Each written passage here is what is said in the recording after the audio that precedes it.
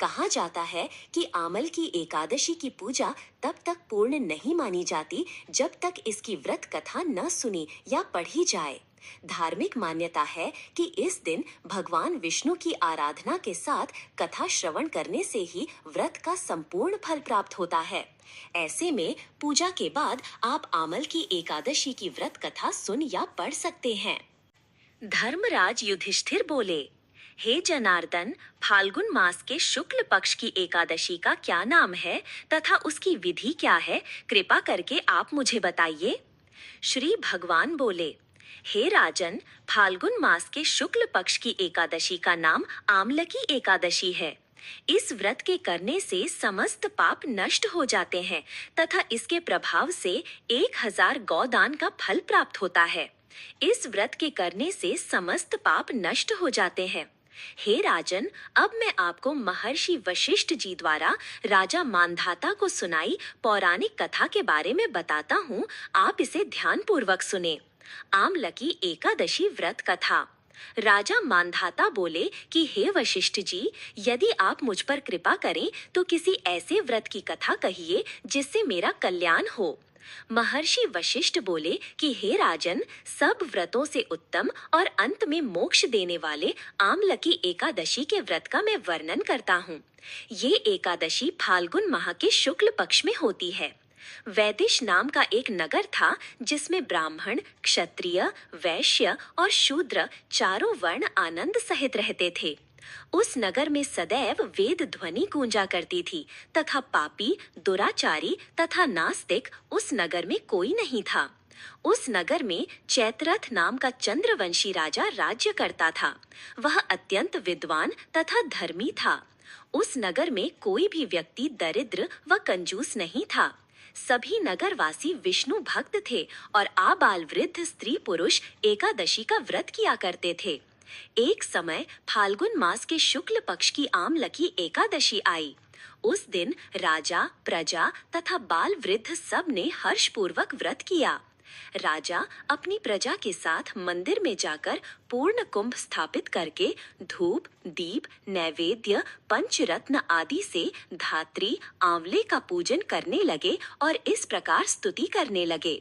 हे धात्री, तुम ब्रह्म स्वरूप हो, तुम ब्रह्मा जी द्वारा उत्पन्न हुए हो और समस्त पापों का नाश करने वाले हो। तुमको नमस्कार है।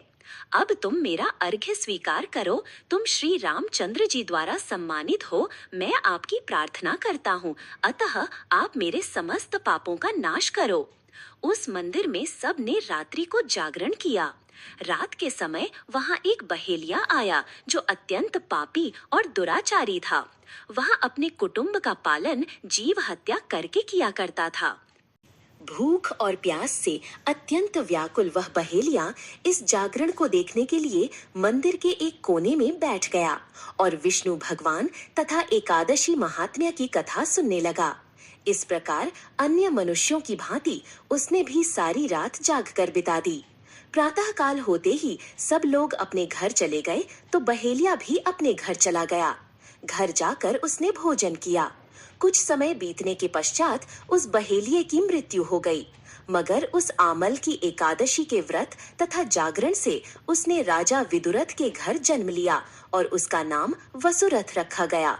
युवा होने पर वह चतुरंगिनी सेना के सहित तथा धन धान्य से युक्त होकर 10,000 ग्रामों का पालन करने लगा। वह तेज में सूर्य के समान, कांति में चंद्रमा के समान, वीरता में भगवान विष्णु के समान और क्षमा में पृथ्वी के समान था। वह अत्यंत धार्मिक, सत्यवादी, कर्मवीर और विष्णु भक्त था। वह प्रजा का समान भाव से पालन करता था। दान देना उसका नित्य कर्तव्य था। एक दिन राजा शिकार खेलने के लिए गया। दैव योग से वह मार्ग भूल गया और दिशा ज्ञान न रहने के कारण उसी वन में एक वृक्ष के नीचे सो गया। थोड़ी देर बाद पहाड़ी म्लेच्छ वहां पर आ गए और राजा को अकेला देखकर मारो मारो शब्द करते हुए राजा की ओर दौड़े। म्लेच्छ कहने लगे कि इसी दुष्ट राजा ने हमारे माता पिता पुत्र पौत्र आदि अनेक संबंधियों को मारा है तथा देश से निकाल दिया है, अतः इसको अवश्य मारना चाहिए। ऐसा कहकर वे म्लेच्छ उस राजा को मारने दौड़े और अनेक प्रकार के अस्त्र शस्त्र उसके ऊपर फेंके। वे सब अस्त्र शस्त्र राजा के शरीर पर गिरते ही नष्ट हो जाते और उनका वार पुष्प के समान प्रतीत होता।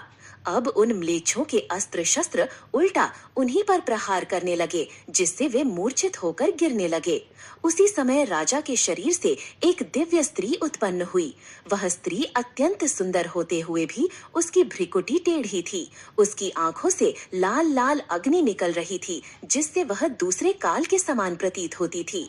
वह स्त्री म्लेच्छों को मारने दौड़ी और थोड़ी ही देर में उसने सब म्लेच्छों को काल के गाल में पहुंचा दिया। जब राजा सोकर उठा तो उसने म्लेच्छों को मरा हुआ देखकर कहा कि इन शत्रुओं को किसने मारा है? इस वन में मेरा कौन हितैषी रहता है? वह ऐसा विचार कर ही रहा था कि आकाशवाणी हुई, हे राजा, इस संसार में विष्णु भगवान के अतिरिक्त कौन तेरी सहायता कर सकता है? इस आकाशवाणी को सुनकर राजा अपने राज्य में आ गया और सुखपूर्वक राज्य करने लगा। महर्षि वशिष्ठ बोले कि हे राजन, ये आमलकी एकादशी के व्रत का प्रभाव था। जो मनुष्य इस आमलकी एकादशी का व्रत करते हैं वे प्रत्येक कार्य में सफल होते हैं और अंत में विष्णु लोक को जाते हैं। आमलकी एकादशी को ब्रिज में रंगभरनी एकादशी, श्रीनाथ द्वारा में कुंज एकादशी तथा खाटू नगरी में खाटू एकादशी भी कहा जाता है। इस एकादशी में आंवले के पेड़ की पूजा की जाती है। बोलिए विष्णु भगवान की जय, एकादशी मैया की जय।